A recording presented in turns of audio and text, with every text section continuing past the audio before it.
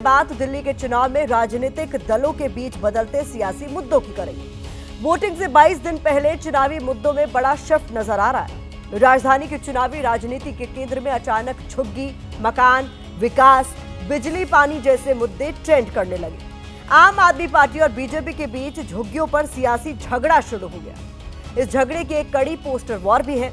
एक दूसरे के खिलाफ झुग्गियों को लेकर पोस्टर जारी किए जा रहे हैं। आम आदमी पार्टी बीजेपी को झुग्गी वालों का विरोधी बताकर वहां विकास का दावा कर रही है। दूसरी तरफ बीजेपी के पोस्टर में अरविंद केजरीवाल को दिल्ली के झुग्गी वालों के बीच दुश्मन के तौर पर दिखाया जा रहा है। यहां आपको याद होगा कि कुछ दिन पहले तक दिल्ली के चुनाव में कुछ और ही मुद्दों की चर्चा थी। इनमें हिंदुत्व, महिला योजना, फ्री बीज और शीश महल जैसे विषय शामिल थे। लेकिन आज इन मुद्दों पर सियासी गलियारों में शांति नजर आ रही है, क्योंकि दोनों पार्टियों के बीच झुग्गी पॉलिटिक्स का मीटर हाई है। पोस्टर और वीडियो की शक्ल में चुनावी कैंपेन झुग्गी वालों की तरफ टर्न लेता दिखाई दे रहा है। रविवार को दिल्ली बीजेपी के अध्यक्ष वीरेंद्र सचदेवा ने झुग्गी वालों के बीच केक काटकर जन्मदिन मनाया। तो आज आम आदमी पार्टी ने केंद्रीय गृह मंत्री अमित शाह के खिलाफ एक वीडियो जारी किया। उन पर झुग्गी वालों के साथ झूठ बोलने का आरोप लगाया। वैसे आम आदमी पार्टी और बीजेपी की झुग्गी पॉलिटिक्स के बीच कांग्रेस की चर्चा भी जरूर है, क्योंकि अब से थोड़ी देर बाद कांग्रेस सांसद राहुल गांधी सीलमपुर सीट पर पहली रैली को संबोधित करने जा रहे हैं। इस लेटेस्ट चुनाव अपडेट के बाद आपको दिखाते हैं कि आम आदमी पार्टी और बीजेपी के बीच झुग्गी पॉलिटिक्स की शुरुआत कहां से हुई। इसके बाद झुग्गी वालों का वोट समीकरण आपको दिखाएंगे।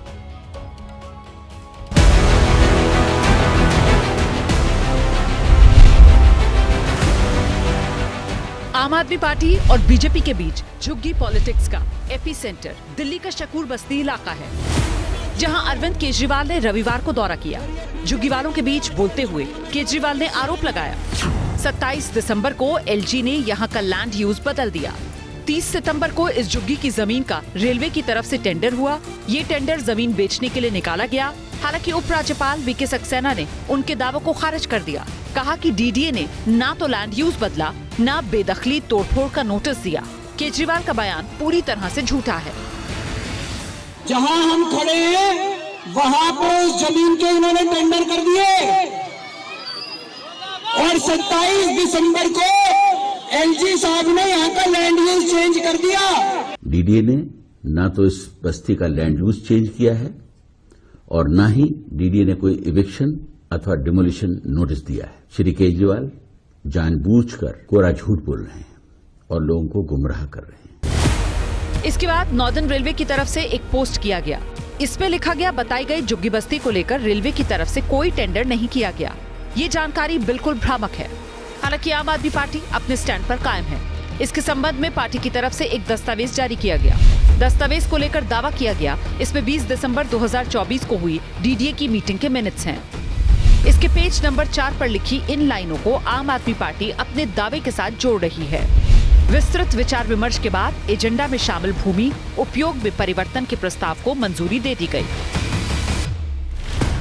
इस दस्तावेज के बहाने आम आदमी पार्टी ने एलजी पर झूठ बोलने का आरोप लगाया। जब देखो भाजपा का झूठा प्रोपेगेंडा रन करते हैं। अगर भाजपा के झूठ ही दोहराने हैं एलजी को, तो उनको चुनाव लड़ लेना चाहिए। हालांकि इस दस्तावेज में भी एक पेच है। एबीपी न्यूज संवाददाता दीपक रावत के मुताबिक ये दस्तावेज 20 दिसंबर की मीटिंग का है, जैसा कि पहले पन्ने पर लिखा है। दूसरी तरफ अरविंद केजरीवाल और उपराज्यपाल के बीच 27 दिसंबर की मीटिंग को लेकर जुबानी जंग चल रही है। यानी दोनों पक्ष अपनी अपनी सहूलियत देखकर आरोपों के बाण चला रहे हैं।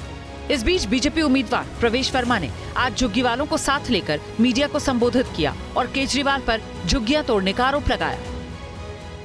पिछले 2 साल में दिल्ली में जो झुग्गियां टूटी हैं, वो अरविंद केजरीवाल की शासन की सरकार जो एमसीडी में चल रही है, वो उसने तोड़ी है।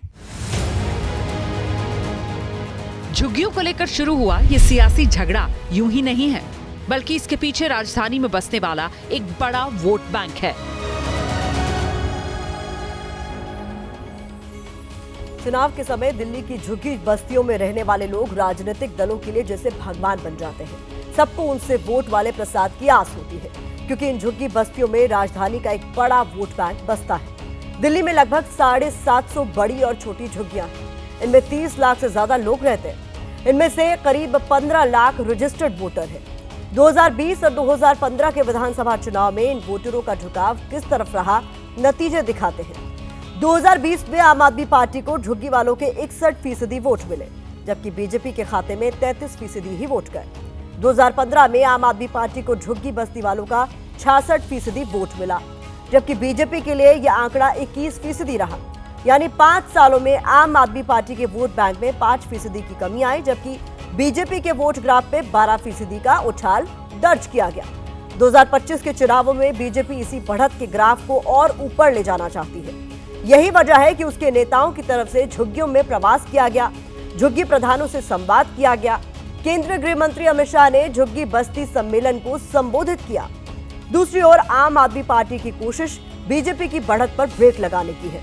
उसके नेता भी झुग्गी झोपड़ियों का दौरा कर रहे हैं, पदयात्रा और नुक्कड़ सभाओं के जरिए झुग्गी बस्ती वालों को साधने की कोशिश कर रहे हैं। लेकिन झुग्गी वालों के मन में क्या है वो जानना भी जरूरी है। इसीलिए एबीपी न्यूज ने दिल्ली के झुग्गी बस्ती वालों से बातचीत की है और उनकी पसंद नापसंद जानने की कोशिश की है।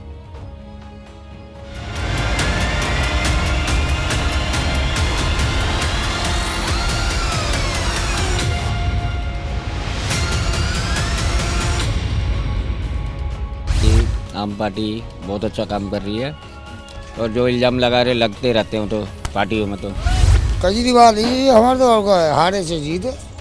केजरीवाल दे, उसने सुविधा कर रही है। हम तो बीजेपी को देंगे। केजरीवाल के काम से खुश नहीं है कुछ। केजरीवाल को तो यही बदनामी होगी ना, ये शराब के उसमें जेल चले गए। बीजेपी नहीं, बीजेपी छोटे मोटे लोगों के लिए सपोर्ट नहीं करती।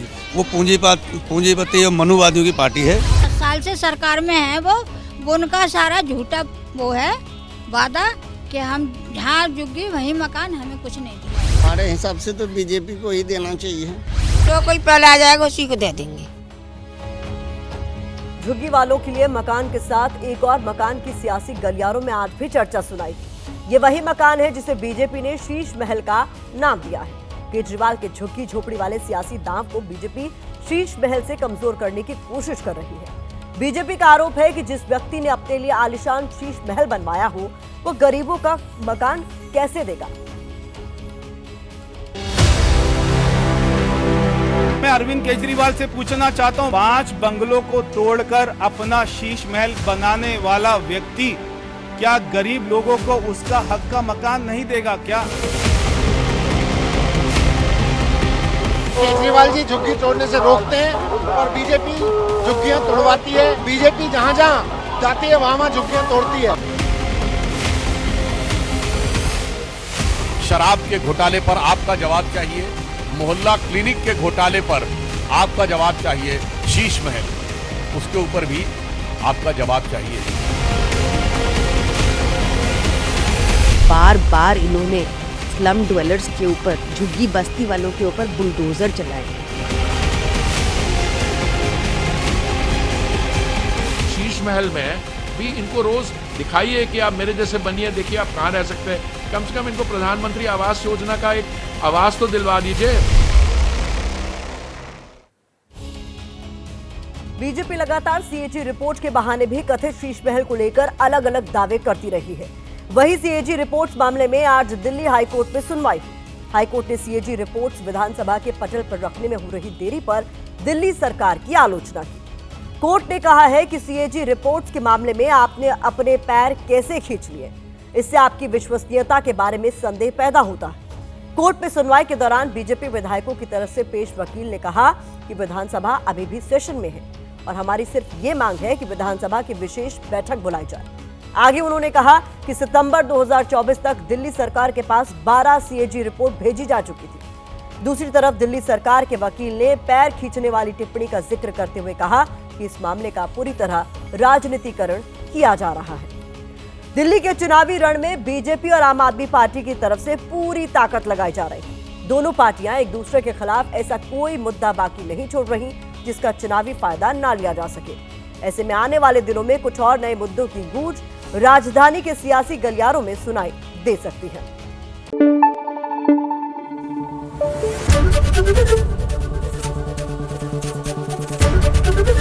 एबीपी न्यूज आपको रखे आगे।